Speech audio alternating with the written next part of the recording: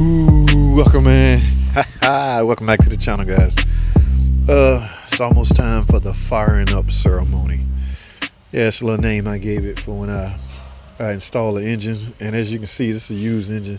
Y'all remember the engine that came in? Well, let me backtrack. This is a used engine that I just installed. Okay, I haven't started it up yet. And in fact, it's in, it's ready to go. I'm just, of course, bleeding. Gotta add oil. I already drained the old oil out, so all I'm doing now is topping off, bleeding the cooling system. Y'all know how I do. My bleeder funnel valve and the bleeder screw that's equipped on the car. Oops, looks like I'm gonna need another jug. But anyway, guys, yeah. So I'm about to fire it up in a second, but yeah, let me put a little piece of clip right here. All right, guys, that's the deal. We had zero, let me repeat, zero compression in cylinder one.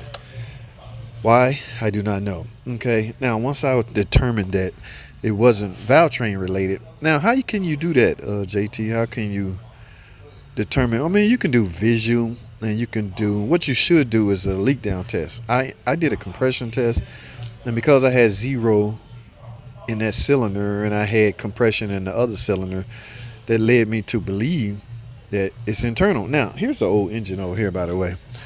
Sure, guys, you can have a crank or a camshaft split in half. I've seen that. All my valve train was intact. In fact, I partially took the valve train apart.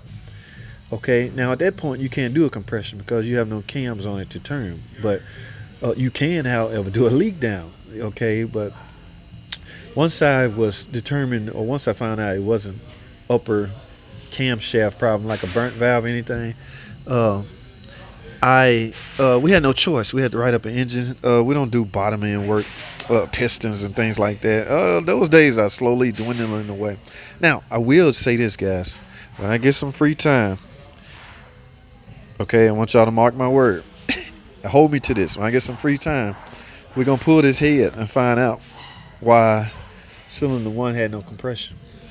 I caught some flack on that 2.7 liter engine. A couple of guys, and I'm cool with flack, man. I'm cool with debates. I'm cool with questions. Don't matter if you think it's gonna piss me off or not. Man, we can respectfully disagree on things, guys. I have no problem with that. So never think you're gonna piss me off by making a comment or asking a question. Okay, I'm gonna retaliate and ask you a question, and we can go back and forth in a respectable way. It's cool. But I caught some flack by a buddy. I call him a buddy because I appreciate the question.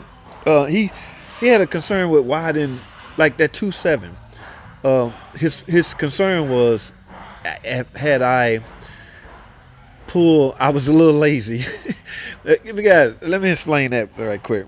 Not that I was lazy, but once I saw the sludge, okay, everything else is just time.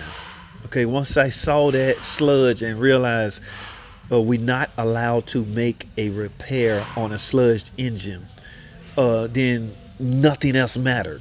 Okay, I technically could have stopped once I seen, on that 2.7 I'm talking about, once I seen that PCV valve, no, that cam sensor that I took off and saw it sludged up, I technically could have stopped and just wrote up an engine at that point. Okay, but you know, the customer paid for an hour diag, so I included that hour. I authorized tear down to remove the valve cover, and I saw up close what I had. But his issue was, you know, he brought up the fact that BG makes some cleaner out there that can clean this stuff. Guys, let me tell you something about those cleaners. If you're not going to drop the oil pan to remove all the crud that the cleaner breaks down, because that's basically what the cleaner's doing. It's going to break down a lot of this sludge, but that stuff has to go somewhere. It's going to end up in the bottom of the oil pan and the screen maybe, and simply unscrewing the drain plug in the oil pan, you're not going to get it all out. So unless you're going to be dedicated to it, like say it's your own personal car, you really need to remove that oil pan, get all that dirt out. But fact of the matter is, we can't gamble like that. We don't. Lawsuits, guys, lawsuits. Everybody's trigger happy. Everybody got a lawyer on standby waiting to sue some company. Now, this is not supposed to be about that 2.7. It's supposed to be about this. I'm getting ready to fire this up.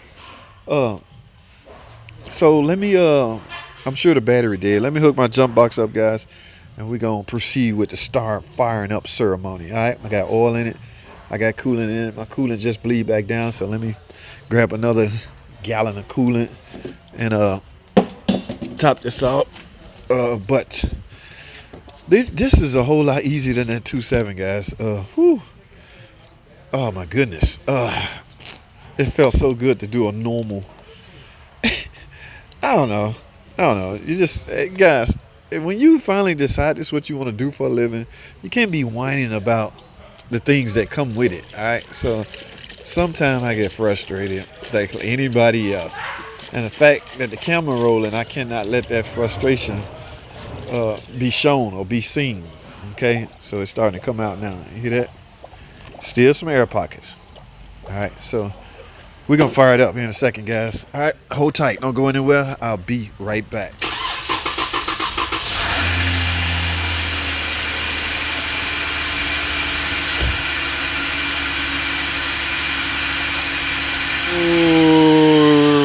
Ready, guys. Guess what you don't hear?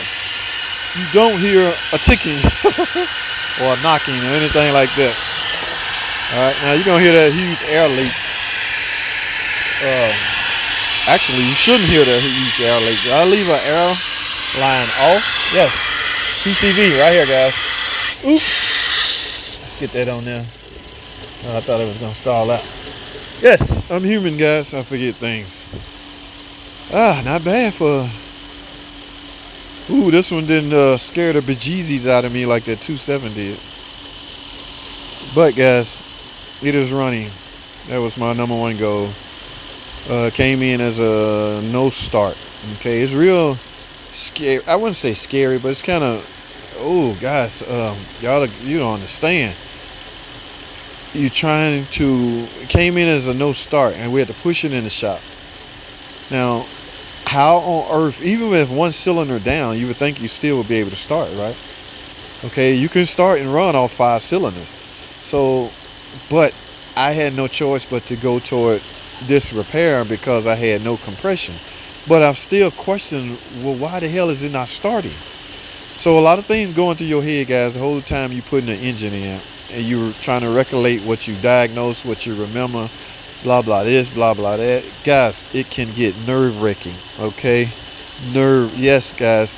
Good thing I'm sane, all right? Because sometimes I got a lot on my plate, I do, and I still have to maintain, my brain has to stay healthy, okay? Because I have to think. My 9 to 5 is trying to figure out what's wrong with cars, all right? And then I go to Brothers Motors and work there part-time, all park garage, and then my YouTube, and then the studio. Hey guys, I love everything that I do. Just saying, sometimes you gotta take a break, take a vacation.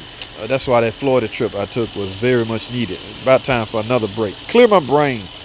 All right, but guys, I'm gonna bolt all this down, guys. Yes. Can you say success? Put my cover back on here.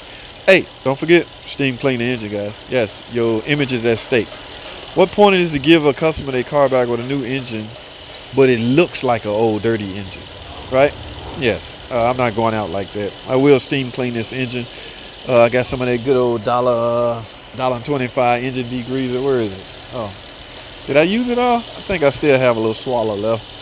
But I'm gonna get all this cleaned up, guys, and I'll see y'all on the test drive chat, maybe. No need. I'm gonna close this video out, guys, because I got some more videos I want to upload. That is all I have. Let me end this discussion, guys. I appreciate when y'all watch these videos, man. Y'all don't know how much I appreciate it. I know, you know what I'm saying, I tried to explain to you guys what tutorial. No, I can't. I'm not cut out for that. Uncle Mark is like the best Uncle Mark and Tim, they get down with the every little they good at it. More power to those guys. I'm just not cut out for it. So, and I want to let you know up front before you thumbs down me because, well, he didn't show me what size wrench that was. I'm just not cut out for that. And it depends on my location. I'm definitely not cut out for it. All right. So that's all I have. I'm talking too much. Thanks for watching, guys. Oh, I got to put some free, guys. This is R234-1234YL. This was the high dollar Freon. So I got to go drag that machine over here and put the Freon back in it. Remember, I took the compressor off. Why? Because it made my life more easier. Getting it out of my way made it more easier for me to do and relaxing. Stop letting people tell you, oh, you don't have to do that. If it's in your damn way and you can feel better about yourself doing a job with it out of your way, get it out your way. I wasn't going to fight yanking and pulling on that compressor. Just get it out my damn way. All right? One guy came out here, why'd you take that off? You know, look, man, I want it out of my way. All right? 5 minutes more out of my life ain't going to kill me. All right. I said I was talking too much. All right. I'm done. That's all I have. Thanks for watching.